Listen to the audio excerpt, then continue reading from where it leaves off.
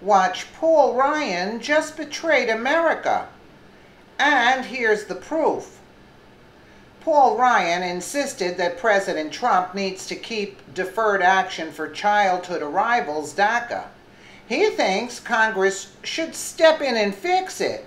Ann Coulter was quick to point out that when former President Obama was considering creating DACA via executive order, Paul Ryan openly admitted it was an unconstitutional move.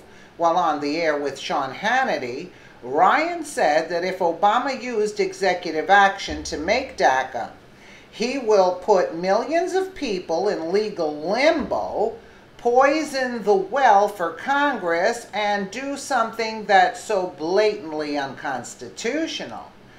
The Paul Ryan of the past was exactly right. Former President Obama took power away from Congress and away from the American people when he used executive order to unconstitutionally give refuge to illegal immigrants. President Trump is well within reason to recognize that DACA was an unconstitutional use of executive power and to reverse the wrongs of the former administration using his own executive power. Yet, suddenly, Paul Ryan is not on board with stripping DACA from the land. Instead, he argues that Congress can fix DACA as per BizPac review. It does not sound like the solution Ryan has in mind is fair for the American people, nor is it aligned with President Trump's vision for this country. To a Wisconsin radio show, WLC, Ryan said, having said all of that, there are people that are in limbo. These are kids that don't know other countries, who were brought here by their parents and don't know another home. He continued, and so I really do believe there needs to be a legislative solution. That's one that we're working on, and I think we want to give people peace of mind. Illegal immigrants will only have peace of mind when they are no longer under that threat of deportation. Is that what Ryan means? The best thing we can do for these children and even adults living in legal limbo is to get this process over with. Deport them swiftly and humanely so they can begin rebuilding their lives in their own countries. There's no reason these illegals can't apply to re-enter the United States in time, legally. It's true that there are children who were dragged into this country without asking, but when Ryan uses their plight to bolster his argument, he sounds like a Democrat. If we really want to prevent this unfortunate situation of legal limbo from happening to children, we should remove DACA from the books right now. Otherwise, parents are incentivized to drag their young children across our incredibly dangerous border in the hopes they will qualify for DACA.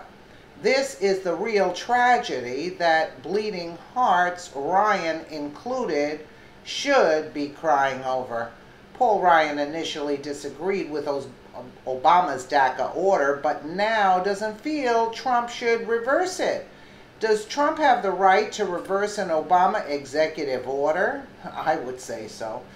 We should be telling would-be immigrants that their only path to becoming an American is staying at home, working hard, and applying to immigrate the legal way.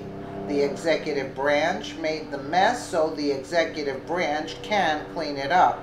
Paul Ryan knows President Trump will thoroughly remove this problem, and he's a hypocrite for standing in the president's way. Absolutely. Let's take a quick listen at the traitor Paul Ryan. If the president follows through on his threat for executive amnesty, what do you have in terms of tools at your disposal to stop him from doing that?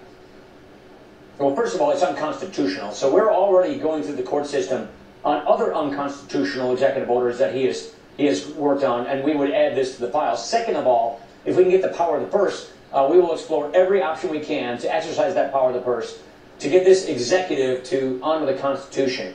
If he were to do something like that, by the way, he will put millions of people in legal limbo, poison the welfare Congress, and do something that's so blatantly unconstitutional. And so, you know, we're telling the administration, don't even think about doing this. But do do this the right way. Go to he will. Congress. I have little doubt that he'll do it. Well, I don't know the answer to that question. We'll find out. But if he does do that, it's not constitutional. It's going around Congress. If you want to change a law, then go to Congress and work with Congress to change the law. You can't unilaterally write a law as the executive. Well, he's done it on health care. He's done it on immigration. He's done it on welfare. Did it with the National Labor Relations Board appointments. He's done it more than a few times.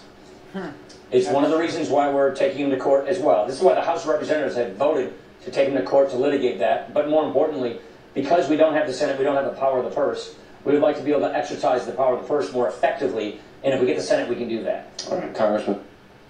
What a difference, right? What a difference. But Obama said, I have a pen and a phone. I'll never forget those words. And he was signing executive order after executive order. Unbelievable. Let me know what you guys think in the comments below. And again, thank you so much for watching.